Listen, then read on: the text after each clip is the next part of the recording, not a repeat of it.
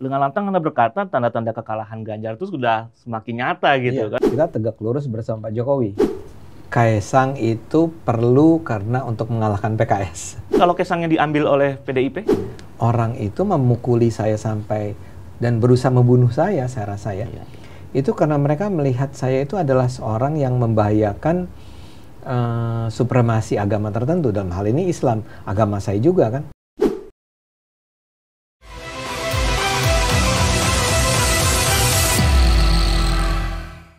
Kawan akurat, kita berjumpa lagi dalam program Akurat Talk. Kena tuh barang. Kali ini studio Akurat Talk kedatangan tamu istimewa. Wajahnya, suaranya mungkin sudah tidak asing lagi buat Anda. Puluhan tahun mengabdi sebagai akademisi, sekaligus pegawai negeri sipil di sebuah universitas terkemuka di Indonesia. Tapi baru-baru ini menyeberang menjadi seorang politisi. Dialah Ade Armando. Bang Ade Armando, terima kasih sudah datang ke studio kita. Terima kasih diundang. Sebuah kehormatan juga Bang Ade Armando mau ke sini. Bang Ade Armando, kita mau banyak berbicara mengenai isu-isu yang lagi hot terutama ya. Sip. Tapi kita mau ngulik-ngulik dulu soal Bang Ade Armando sendiri, pribadi. Ini Bang Ade Armando itu kan memutuskan masuk ke partai politik. Jadi dalam hal ini berarti udah resmi menjadi politisi dong. Resmi. Statusnya udah resmi jadi politisi ya. Sebelumnya akademisi. Bang Ade Armando itu sudah jadi PNS tuh sejak tahun 1991. 91 itu puluhan tahun udah menjadi 30. ASN dan mengabdi di dunia akademis. Ya. Kenapa tiba-tiba menyeberang menjadi seorang politikus? Oke. Yang Anda harus ingat, saya itu tidak pernah sepenuhnya hanya menjadi seorang dosen dan ASN ya. Selain dosen, saya adalah aktivis LSM. Dan saya selalu berjuang untuk hal-hal yang sangat saya yakini ya. Misalnya saja yang paling menjadi pusat perhatian saya pertama adalah tentang pluralisme, keberagaman, perlindungan terhadap minoritas ya. Dan juga kepedulian saya adalah kepada soal korupsi, perang melawan penghisapan uang rakyat lah kira-kira begitu ya. Itu selalu menjadi isu yang saya angkat. Nah, selama bertahun-tahun ya, saya itu memperjuangkan itu semua dari luar sistem kekuasaan ya. Itu saya kritis, saya bisa bicara sangat pedas gitu tentang apa yang dilakukan oleh pemerintah, apa yang dilakukan oleh DPR, oleh partai politik. Tapi semua saya lakukan itu dari luar ya. Kritik saya itu datang dari luar.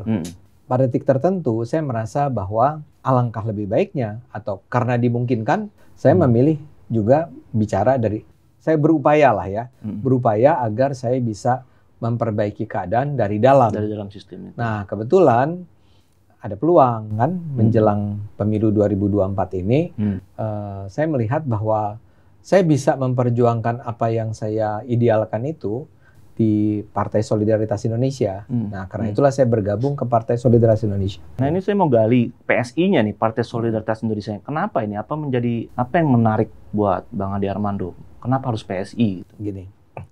Jadi kalau Anda misalnya mendengar kenapa PSI? Kenapa PSI? Saya tidak menuduh, saya tidak ingin berusaha menjelek-jelekan partai yang ada ya. Tapi faktanya adalah ya, dengan konstelasi partai yang ada selama ini, yang terbentuk adalah DPR seperti yang tadi saya bicarakan, yang paling korup se-Indonesia itu. Ya. Dengan adanya partai-partai yang sekarang ini. Ya kan, yang duduk di DPR adalah datangnya dari parpol kan. Ya. Yang milih emang masyarakat, tapi kan dia datangnya dari parpol. Ya. Jadi menurut saya, memang perlu ada upaya serius ini untuk merombak DPR. Ya. Kalau saja ada cukup banyak orang baik masuk DPR atau masuk parpol, dan orang-orang ini masuk ke parpol dan terpilih menjadi anggota DPR, insya Allah kita bisa membayangkan hadirnya sebuah DPR yang lebih baik. Kalau yang sekarang ini, karena paling korup, artinya sistemnya korup, orang-orangnya korup, ya, merombaknya akan sangat sulit, karena sistemnya sendiri udah korup, dan tidak ada keinginan dari para anggota DPR-nya untuk mengubahnya, karena mereka diuntungkan oleh sistem yang korup ini.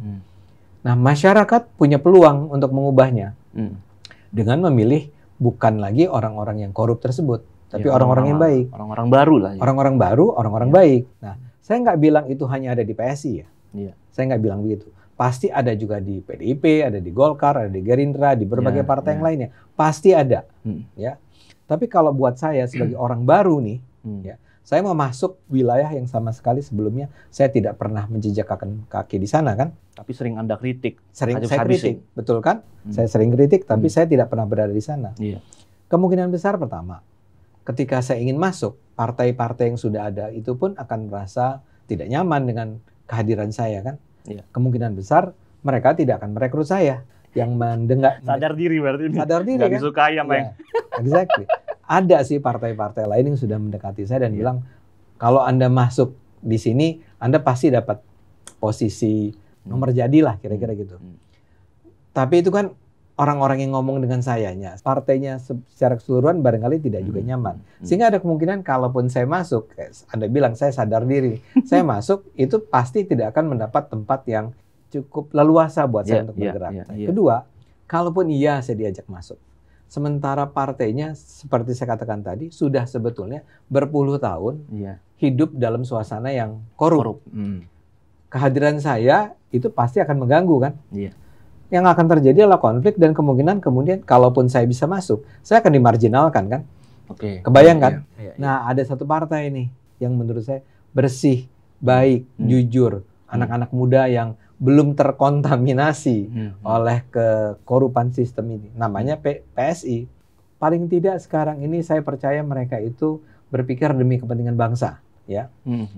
Dan sudah terbukti, misalnya kita lihat performance dari para anggota PSI di DPRD, terutama di DPRD DKI kan. Mereka hadir di sana seperti sebuah duri dalam daging buat organisasi partai-partai lain kan. Mereka melawan terus, mereka berantem terus. Jadi saya melihat ada harapan nih di PSI. Dan Anda juga bukan masuk, ya mungkin sekarang belum jadi pengurus ya, belum mendapatkan jabatan apapun. Memang tapi mendaftarkan juga sebagai caleg kan?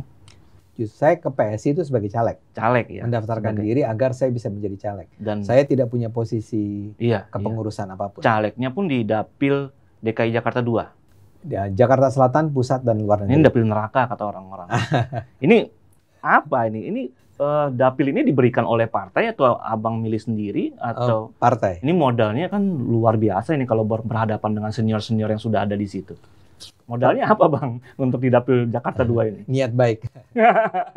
Saya orangnya tipe yang barangkali orang tidak terlalu paham bahwa saya itu orangnya religius, ya. Saya percaya ada peran Tuhan dalam segala hal dalam hidup saya, ya.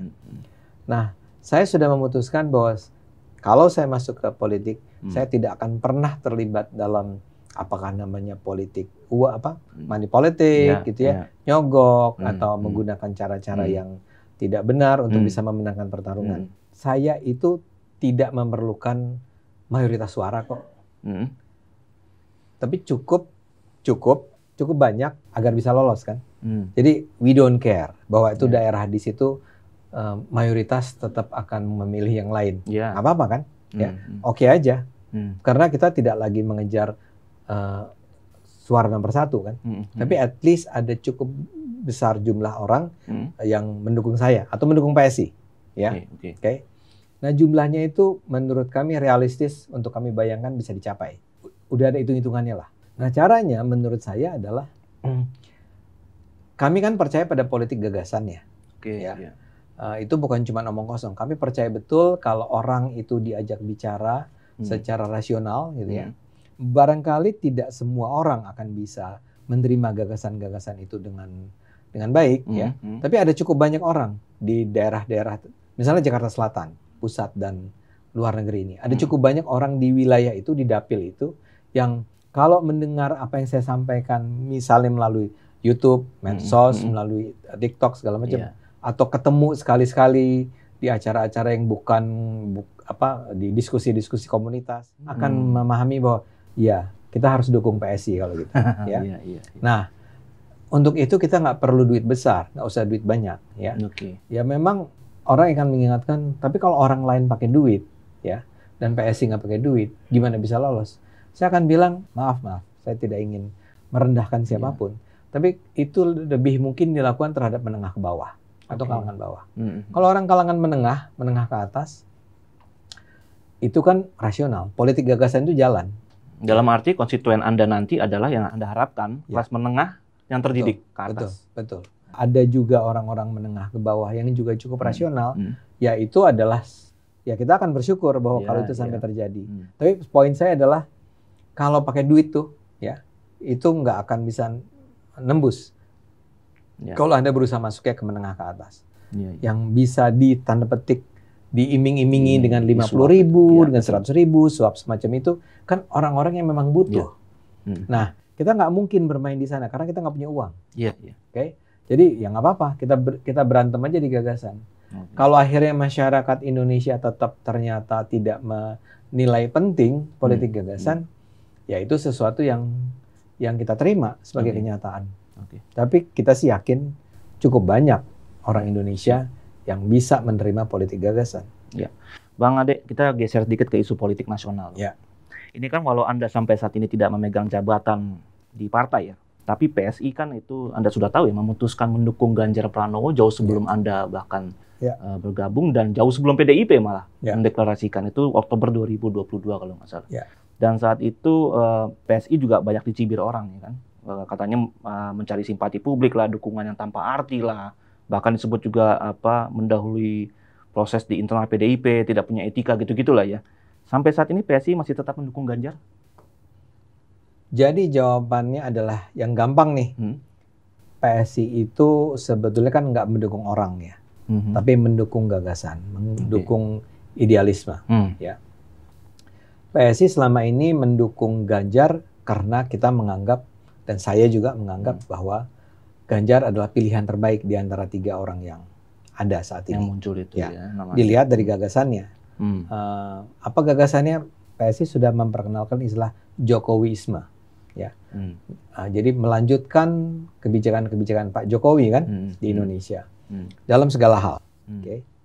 Kita semula sangat percaya dengan Ganjar. Tapi kan sekarang mulai ada cerita-cerita lain yang mulai mengurangi keyakinan kita. Misalnya taruhlah tadi kita yakinnya 100%, sekarang menurun. Tapi komunikasi partai kepada Pak Ganjar sendiri bagaimana sih?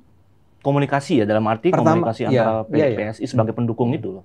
Gini, saya terpaksa jawab, saya nggak terlalu tahu. Karena seperti saya katakan tadi, saya itu lebih sebagai caleg kan. Yang saya tahu memang dari dulu pun sebetulnya hubungan komunikasi yang intensif itu tidak terlalu intensif, ya.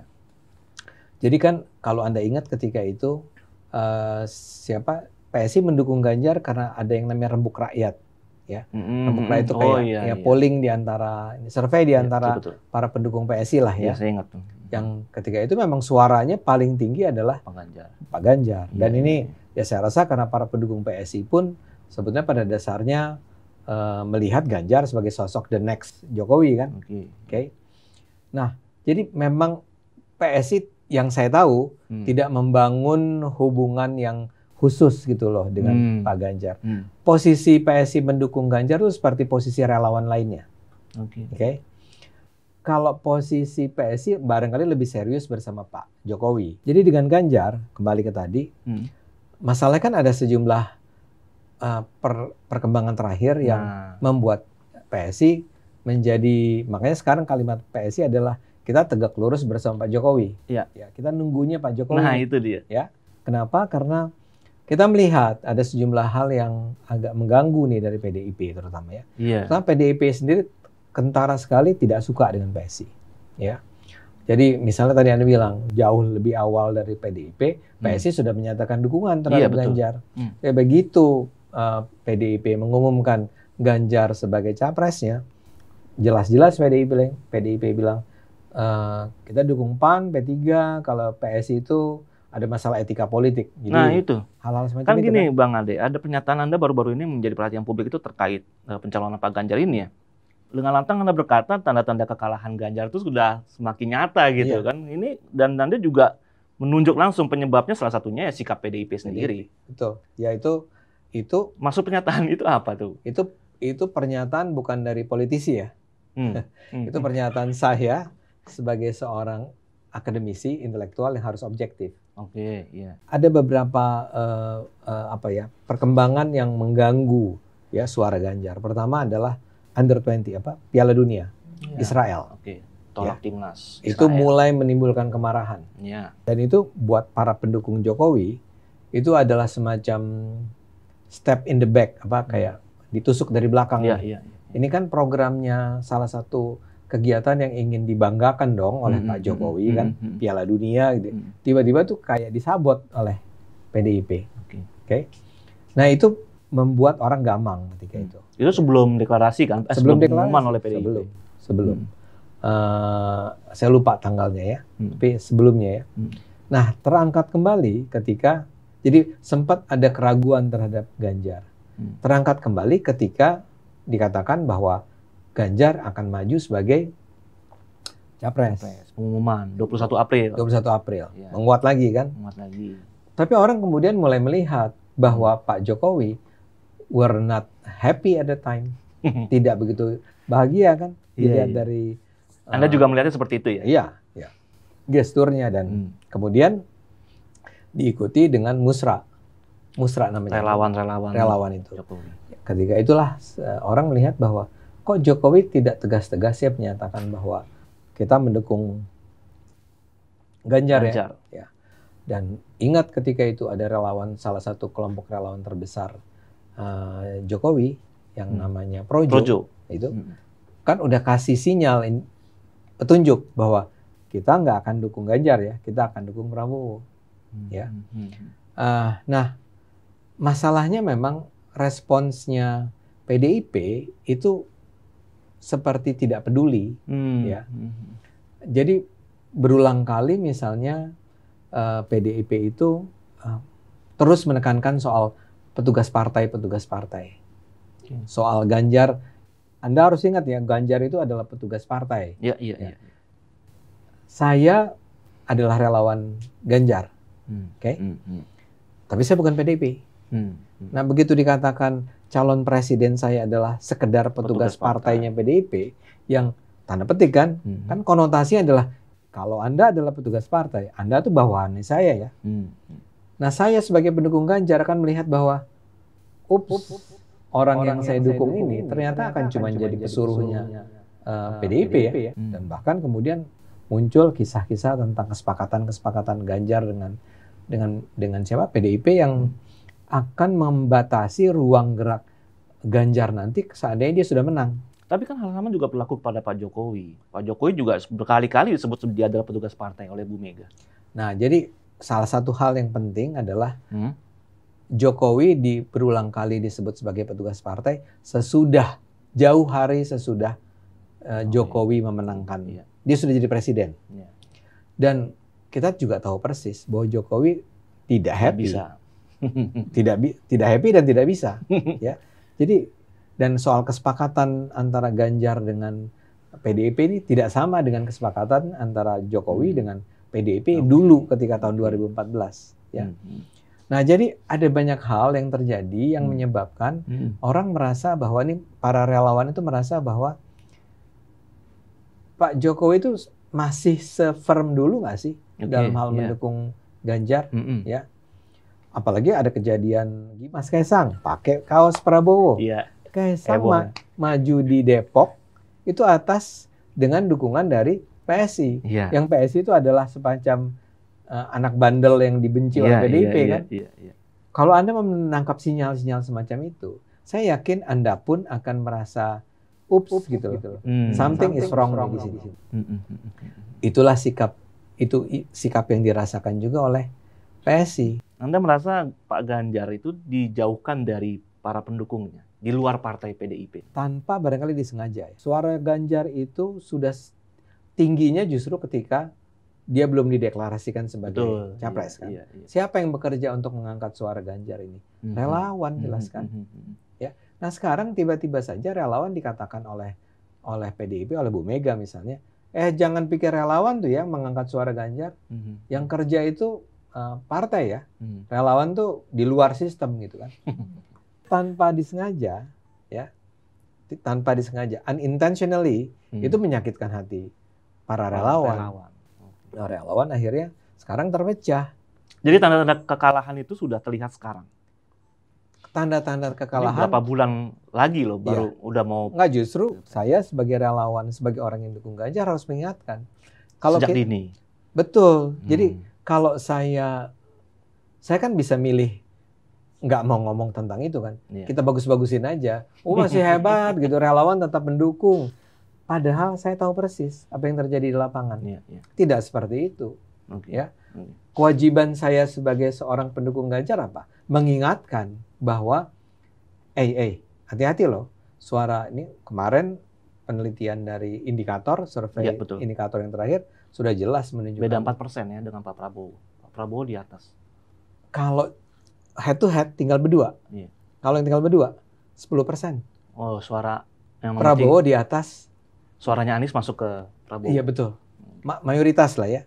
Kan terpecah. Tapi mayoritas ini kita mengingatkan kita pada 2017 Ahok versus Anies kan. Jadi saya nggak tahu apakah sudah sekuat itu tuh indikasinya. Dan PDIP kalau masih juga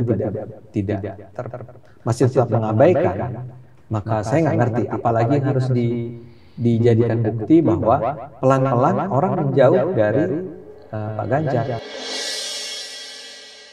Rasa nggak baiknya adalah tidak ada keinginan dong dari PDIP untuk menjauhkan relawan gitu ya. Kalau menjauhkan PSI iyalah ya, itu pasti. Tapi kalau menjauhkan relawan sih masa gitu ya. PSI ini common enemy kayaknya. Nggak tahu kenapa. Buat saya nggak ngerti itu. PSI itu cuma 1% kan? Iya. Ini lawannya partai yang 20%.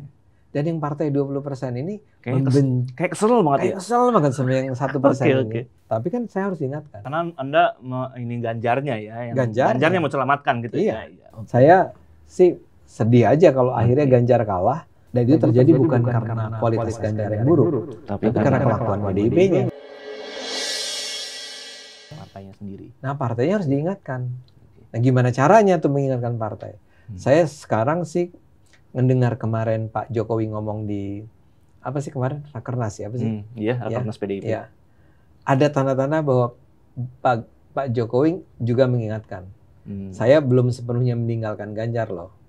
Ganjar tuh menurut saya tetap yang itu terbaik. Sinyalnya. Sinyal saya gitu. Tapi juga dia kan nggak tegas-tegas bilang begitu. Itu harus kita baca di antara kalimat-kalimatnya. Kalau kita lihat cara dia duduk bersama Bu Mega, Puan, Ganjar juga menunjukkan ketidakharmonisan kan. Suasananya serba tegang. Dan sementara kebanyakan relawan juga masih menunggu nih arahan. Menunggu. Sampai sekarang menunggu arahan. Ikut Pak Jokowi. Ikut Pak Jokowi. PSI juga ikut Pak Jokowi sebenarnya dalam arti istilah kami itu tegak lurus bersama Jokowi. Tegak lurus bersama Jokowi. Jadi tidak hanya oke lah Ganjar ya kan, tapi lebih kepada arahan Pak Jokowi. Arahan Pak Jokowi. Jadi sekarang semangat kami itu adalah kita mungkin nggak cawe-cawe presiden deh. Kita untuk sementara kita mikirin nasib partai aja dulu. Nah ini kita bergeser lagi. Ini kan sosok Kaisang yang lagi rame juga dibicarakan. Kaisang, putra bungsunya Pak Presiden. Ini kan PSI getol banget nih. Bahkan mungkin yang pertama ya. Iya. Partai partai pertama. Partai ya kan, partai yang mendukung putra bungsu Pak Jokowi itu untuk maju pilkada. Pilkada di Depok nggak jauh-jauh dari Jakarta. Lalu kemarin Ketua DPP PDIP Puan Maharani juga mengatakan PDIP mempertimbangkan Kaisang untuk dimajukan ke Pilkada Depok, tapi lewat PDIP. Sebelumnya juga, sebelum PDIP malah nih, Gerindra juga mengatakan dukungan yang sama terhadap Kaisang. Mengapa Kaisang? Kaisang itu perlu karena untuk mengalahkan PKS.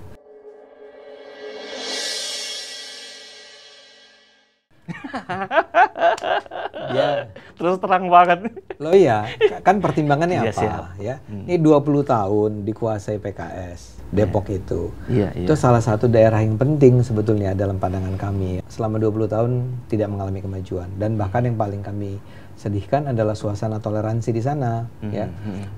Setara Institute itu lembaga LSM yang memang concern dengan pluralism itu mengatakan bahwa dalam 3 tahun terakhir Depok itu selalu berada di peringkat terbawah kota toleran. Ya. Jadi kesimpulannya adalah kota paling tidak toleran di Indonesia. Gitu lah. Padahal sangat plural ya masyarakatnya. Sebetulnya. Nah itu harus diselamatkan Depok. Yang nyelamatin Kaisang?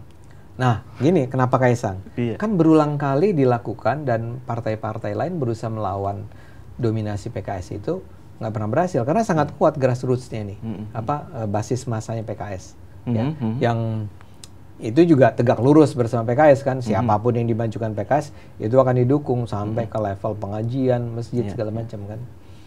Nah, ini gimana caranya kita menampilkan seorang sosok yang di satu sisi itu memang capable, pinter, mampu gitu ya, bersih tentu saja, pluralis tentu saja, tapi pada saat yang sama punya efek kejut.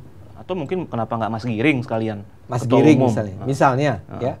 Tapi kan efek untuk memobilisasi suara kelas menengah atau kelompok-kelompok yang tidak suka dengan intoleransi yang dilakukan PKS itu mengumpulkan mereka, mempersatukan mereka untuk bersama-sama melawan dominasi PKS itu susah, lemah, ya. Harus ada sebuah nama yang membuat orang ketika mendengar nama itu langsung terpikir dengan sesuatu yang lebih besar, ya. Keunggulan Kaisang adalah bahwa dia adalah putra presiden, ya. Dan presidennya adalah presiden yang sangat dicintai oleh masyarakatnya. Ya. Gampang tuh menggunakan efek Jokowi untuk mengangkat nama Kaisang. Kaisang sendiri jangan salah, dia itu sekolah di Singapura, ya, dan dengan prestasi yang baik, ya. Dia juga adalah seorang startup-per gitu ya, orang yang mengembangkan startup, entrepreneur muda ya, entrepreneur muda yang berhasil. Dan dia, kita bisa bayangkan adalah orang yang punya mentor luar biasa di rumahnya kan. Di situ ada Jokowi, ada Gibran gitu ya.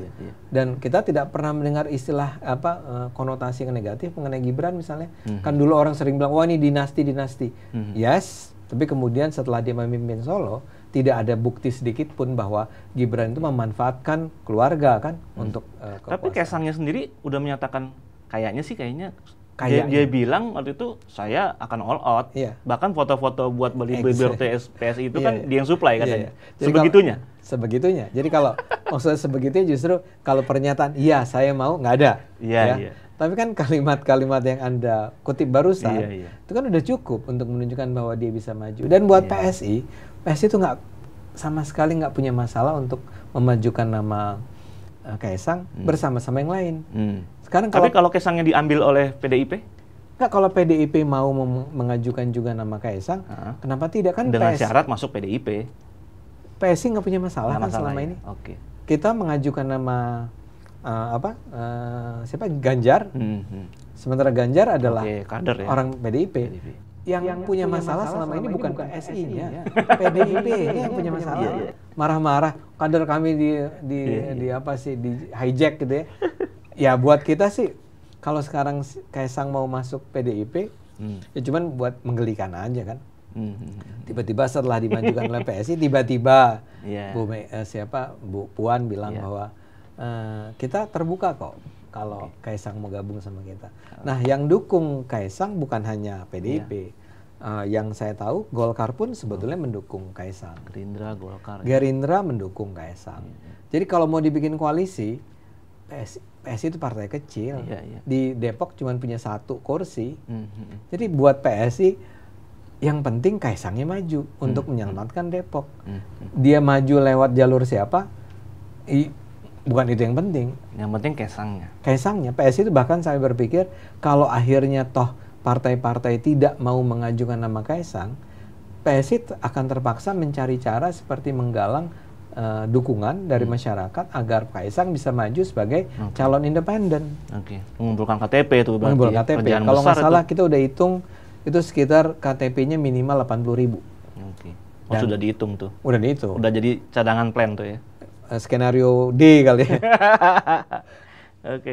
Bang Ade Armando, saya pengen menggali lagi, ini terakhir ya, mengenai pandangan Anda tentang politik identitas. Ini kan isu ini dianggap sebagai titik paling rawan dalam kompetisi politik kita, karena bisa memecah belah dan sebagainya. Ketum PBNU sendiri memandang politik identitas itu kan tindakan penggalangan dukungan yang primordial, yang paling rendah lah istilahnya. Pak Jokowi juga beberapa kali mewanti-wanti partai politik tidak menggunakan itu, karena bisa memecah belah bangsa. Dalam praktek politik, wajar nggak sih bila tokoh politik atau partai politik tertentu tuh mengusung politik identitas untuk menggait suara? Pertanyaannya adalah definisikan kata wajar. yang Anda tanya. Maksud saya begini, kalau logis, ya, seperti apa yang terjadi di era Ahok dulu kan, memang terbukti karena mereka menggunakan politik identitas, maka Anies menang. Mungkinkah itu diulang? Sangat mungkin, ya kan? Karena kalau kita percaya, ya misalnya prinsip filsafat dari Machiavelli itu ya, the end justify means, tujuan akhir menjustifikasi, membenarkan cara-caranya. Ya. Cara apapun boleh dilakukan, termasuk cara untuk memecah belah bangsa dengan menggunakan politik identitas, ya. Dan memang akan terbukti berhasil. Ya. Nah, saya adalah orang yang, dan saya percaya PSI juga adalah orang yang percaya betul bahwa bahaya sekali Anda menggunakan sara, suku, agama, ras, ya, etnik, gitu ya, bahkan gender untuk memperjuangkan tujuan politik Anda. Itu nggak boleh, tidak dalam artian hukum, tapi nggak boleh secara etik. Saya itu memperjuangkan pluralisme barangkali sepanjang karier saya lah ya. Dan sebetulnya saya sudah merasakan betapa harga yang harus saya bayar ketika saya memperjuangkan kesetaraan, ya. Ya misalnya Anda ingat tahun 2022 itu yang saya dikeroyok 11 April. 11 April. Setahun sebelum Anda mengumumkan masuk PSI. Mengumumkan masuk PSI. Itu kan jelas, penjelasannya bukan hal-hal yang lain. Orang itu memukuli saya sampai dan berusaha membunuh saya rasa ya. Itu karena mereka melihat saya itu adalah seorang yang membahayakan supremasi agama tertentu, dalam hal ini Islam, agama saya juga kan. Ketika mereka memukuli saya, mereka sambil meneriakan bahwa saya itu penista agama, dan mereka sambil bertakbir, ya. Jadi sedemikian bahayanya itu orang bisa membunuh karena alasan agama, ya. Dan dia tidak akan melihat saya atau siapapun sebagai sesama bangsa Indonesia. Bahkan sesama pemeluk agama yang sama ya. Exactly, sesama Muslim. Mereka nggak percaya bahwa saya itu Muslim karena saya berbeda pendapat dengan mereka. Jadi kalau Anda ekstrapolasikan itu kepada politik yang lebih luas, Anda bisa lihat membunuh aja itu dihalalkan, ya. Apalagi memenangkan, sekedar menyebarkan fitnah tentang salah satu kandidat gitu ya. Mereka akan menggunakan itu dan mereka akan mengatakan, wahai umat, kita harus mendukung X atau Y atau Z gitu ya, karena mereka adalah orang-orang agama kita, ya. Dalam hal ini misalnya saya menjadi saya nggak suka mendukung Prabowo, ya, because I am against Prabowo. Tapi kalau sekarang pilihannya adalah, oke, tapi Prabowo-nya adalah Prabowo yang di belakangnya, ini misalnya, jangan dikatakan bahwa ini yang analisisnya seperti ini. Tapi kalau misalnya adalah bahwa Prabowo di belakangnya ada Jokowi, ya, misalnya nih. Menarik nih. Ya kan? Kan kemungkinan itu terjadi kan? Kemungkinan itu terjadi. Bisa jadi. Saya against Prabowo. Antara lain karena dulu Prabowo tahun 2014 ya, kan menggunakan politik identitas untuk mengalahkan Jokowi walaupun gagal. Nah, sekarang untuk mencegah jangan sampai Prabowo menggunakan itu, saya agak nyaman karena kalau di belakang Prabowo ada Jokowi dan ada Luhut dan ada Mahfud misalnya gitu. Ini semua akan mengontrol agar Prabowo tidak lagi menggunakan politik identitas. Karena menurut saya begitu masuk ke politik identitas, misalnya lawannya adalah Anies atau apapun, dan saya percaya kalau Anies yang maju hampir pasti dia akan menggunakan politik identitas. Kalau itu digunakan, harganya terlalu mahal. Itu menghancurkan bangsa ini.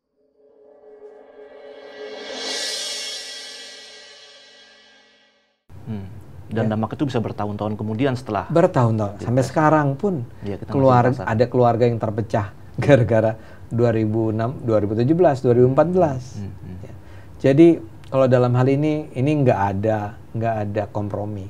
Kalau buat PSI, buat saya itu adalah hal yang paling buruk yang tidak pernah boleh terjadi lagi di Indonesia. Dan mudah-mudahan pesan ini sampai ya. Karena sampai sekarang saya masih melihat ada orang-orang yang terus-menerus, ya misalnya Partai Umat lah yang paling terkenal kan, kan dia ngotot bahwa memang akan menggunakan politik identitas, dan itu adalah sesuatu yang boleh-boleh saja. Even Anies Baswedan,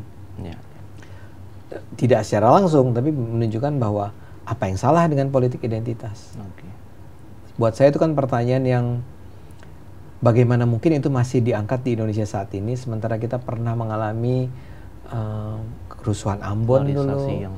Ya, yang itu yang lebih awal lagi ada apa namanya, ada 98, ada kerusuhan Ambon, ada terus tahun 2016 atau 2017 ketika Pilkada DKI. Itu semua adalah bukti yang nyata tentang betapa berbahayanya politik identitas.